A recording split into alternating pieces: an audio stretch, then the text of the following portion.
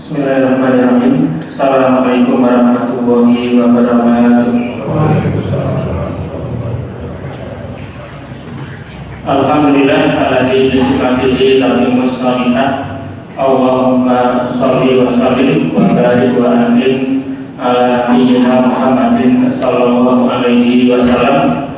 Faqala Allah ta'ala ya ayyuhalladzina amanu taqullaha haqqa tuqatih wa la tamutunna illa wa antum muslimun, amma ba'du. Jamaah salat Isya rahimakumullah. Pada kesempatan malam hari ini kita akan membahas masih seputar sholat. Malam ini kita membahas yaitu fikih sholat Id dan khususnya sholat Idul Adha yang sebentar lagi sholat akan kita kerjakan. Sebagian ulama bahkan mengatakan sholat Idul Adha ini lebih afdal daripada sholat Idul Fitri dikarenakan dua hal. Pertama, karena Idul Adha ini sholatnya dikerjakan di tanggal 10 Dzulhijjah. Pada Rasulullah mengatakan ma min ayyamin al-amalu sholih fihinna ahabbu ilallahi min hadhil ayyam al-ashr. Tidak ada satu atau tidak ada hari-hari yang beramal soleh di dalamnya lebih dicintai oleh Allah Subhanahu wa taala dibandingkan amal soleh di 10 hari pertama bulan Dzulhijjah. Sementara sholat Idul Adha kita kerjakan di tanggal 10 Dzulhijjah. Sebab yang lain adalah karena sholat Idul Fitri setelah dikerjakan tidak ada rangkaian ibadah setelahnya. Sementara sholat Idul Adha masih ada rangkaian ibadah, yaitu khususnya menyembelih hewan kurban. Ini menunjukkan bahwa sebagian ulama menyatakan sholat Idul Adha sebetulnya lebih afdal daripada sholat Idul Fitri. Kemudian yang berikutnya berkaitan dengan hukumnya, mayoritas ulama mengatakan sholat Idul Adha dan Idul Fitri hukumnya sunnah muakkadah, termasuk dari mazhab Syafi'iyah. Adapun dari mazhab Hambali menyatakan sholat Idul Adha dan Idul Fitri hukumnya fardu kifayah, harus dikerjakan di satu kampung walaupun hanya sebagian yang mengerjakan. Bahkan mazhab Hanafi menyatakan sholat Id ini hukumnya fardu ain, karena mereka beralasan di mana ada satu riwayat dari Ummu Atiyah, amarona Nabi sallallahu alaihi wasallam an nukhrija fil idaini al-awatiq wa dawatil quduri wa amalafiyadun ayatajunna musallal muslimina. Bahwa dulu Rasul itu ketika sholat Id beliau memerintahkan wanita yang baru beranjak dewasa, termasuk wanita yang dipingin menjelang nikah, termasuk wanita yang haid pun diperintahkan untuk keluar dari rumah menuju ke tempat sholat Idul Fitri dan Idul Adha. Sekalipun yang haid diperintahkan untuk tidak mendekat di barisan sholat Id. Ini menunjukkan bahwa sholat Id adalah fardu ain menurut mazhab Hanafi. Adapun mayoritas ulama hukum sholat Id adalah sunnah muakkadah. Kemudian yang kedua, waktu pelaksanaan sholat Id, mayoritas ulama di antaranya dari mazhab Malikiyah, Hambali dan Hanafiyah, sholat Idul Adha dan Idul Fitri sudah bisa dikerjakan ketika matahari setinggi tombak, berarti sama dengan permulaan sholat duha. Kalau hari ini matahari terbit jam 5:46, sehingga matahari setinggi tombak kurang lebihnya 15 menit setelah matahari terbit, berarti jam 6 pagi insya Allah sudah bisa dikerjakan sholat Id. Tetapi masih kita insya Allah dari Senin sholat Idul Adha kita kerjakan jam 6:15. Insya Allah sudah masuk waktunya. Insya Allah nanti kita kerjakan dengan singkat saja. Kita sholat 2 rakaat, khutbahnya insya Allah maksimal 15 menit selesai, agar nanti dia segera berpindah ke acara yang berikutnya. Kemudian yang berikutnya berkaitan dengan adab-adabnya ketika menghadiri sholat Id. Yang pertama adalah disunahkan untuk mandi terlebih dahulu. Ini sebagaimana kisah atau riwayat dari Abdullah bin Umar di mana beliau menceritakan Nabi Muhammad SAW biasa mandi pada hari ini. Dan yang dimaksudkan mandi di sini adalah mandi dengan membasahi seluruh anggota tubuh, dari kepala sampai kaki. Yang kedua, disunahkan juga berhias diri dan memakai pakaian yang terbaik. Sebagaimana Imam Ibnu Qayyim al-Jauziyah, beliau juga menyatakan ketika Nabi keluar sholat Id, baik itu Idul Fitri maupun Idul Adha, beliau mengenakan pakaiannya yang terbaik. Yang ketiga, adabnya adalah untuk sholat Idul Fitri disunahkan makan terlebih dahulu. Apa hikmahnya? Agar manusia menyatakan dan paham bahwa hari itu sudah tidak ada siang mati, khususnya tanggal 1 Syawal. Tetapi untuk sholat Idul Adha ini disunahkan tidak makan kecuali setelah sholat Idul Adha. Tetapi ini sunnah yang mungkin tidak kita kerjakan, karena disunahkan kita makan setelah sholat Idul Adha, itu pun disunahkan makan daging kurban kita. Kalau kita menunggu sampai siang atau sampai sore.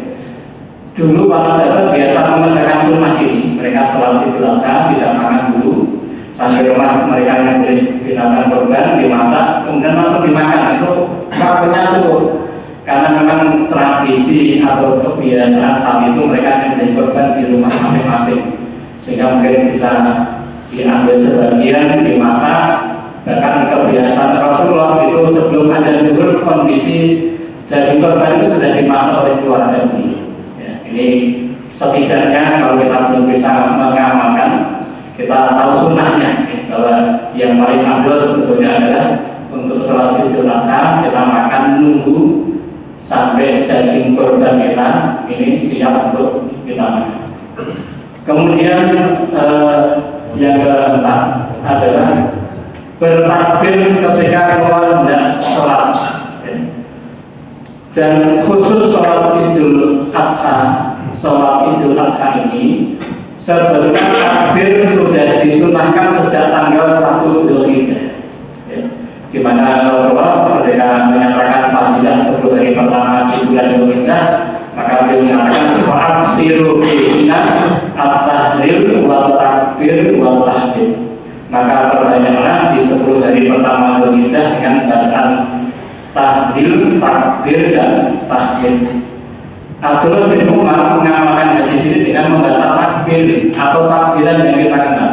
Allahu Akbar, Allahu Akbar, la ilaha illallah, Allahu Akbar, Allahu Akbar, wa lillahil hamd.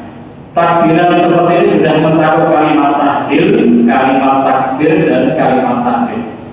Hanya ini disunahkan sejak tanggal 1 Dzulhijjah yang dinamakan takbir mutlak. Jadi takbir yang tidak terikat, kapanpun disunahkan untuk dilapatkan. Nah, nanti begitu sudah tanggal 9 Dzulhijjah, ini berubah menjadi takbir mukhoyah yang kita lapatkan sebagaimana yang kita kenal selama ini, misalnya setelah sholat wajib 5 kali sehari dan di waktu yang lain, sampai nanti berakhirnya hari tasrik. Khususnya ketika kita akan mendatangi sholat Idul Adha, sudah disunahkan sambil berjalan kita memperbanyak membaca kalimat takbir seperti ini. Kemudian adab yang berikutnya adalah melewati jalan pergi dan pulang yang berbeda. Ini ada riwayat dari Jabir radhiyallahu anhu, kana Nabi sallallahu alaihi wasallam idza kana yaumul idin khalafa at-tariq. Adalah Rasulullah sallallahu alaihi wasallam ketika sholat Id, beliau pas berangkat melewati satu jalan dan ketika pulang melewati jalan yang lain.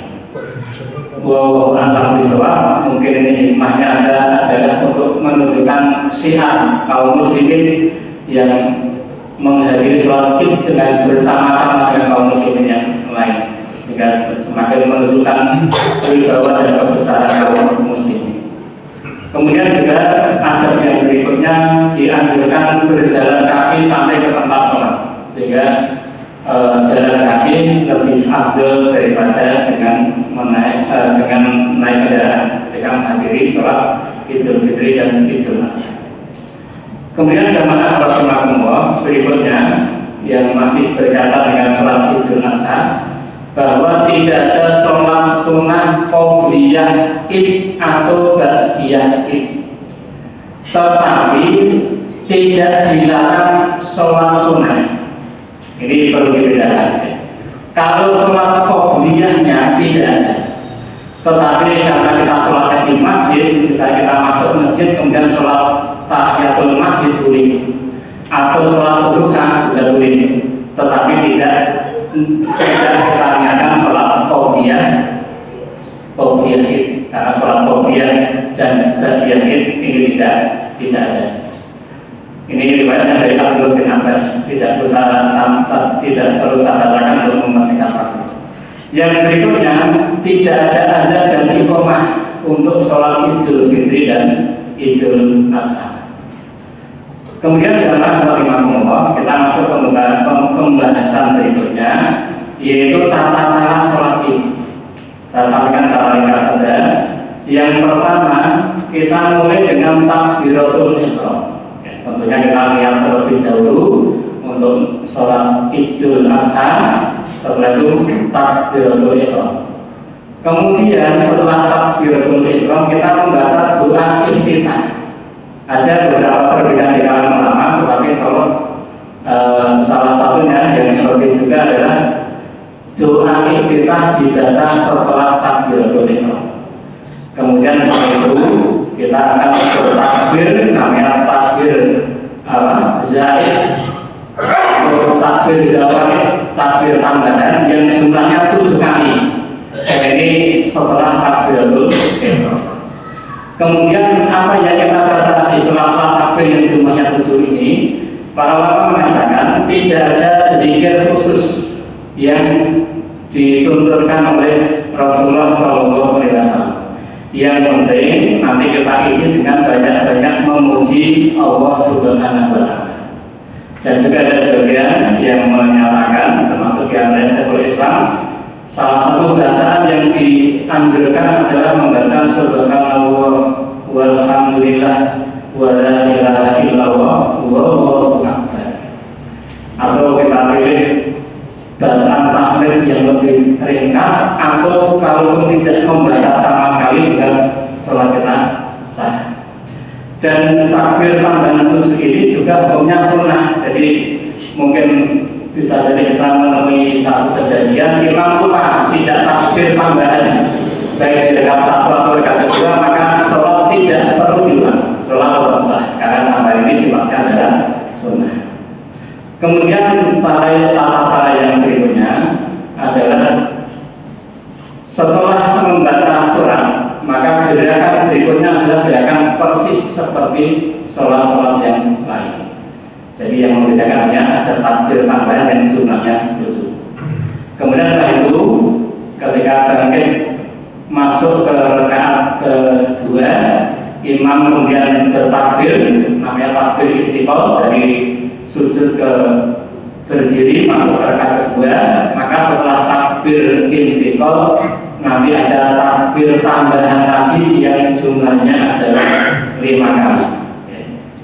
Jumlahnya 5 kali, kemudian disunahkan memperbanyak membaca tahmid atau memuji Allah Subhanahu wa Ta'ala. Kemudian selesai itu baca Fatihah, sholat, kemudian diselesaikan sampai dengan selesai sebagaimana sholat-sholat yang lain. Kemudian setelah sholat Id disunahkan untuk khutbah setelah Id.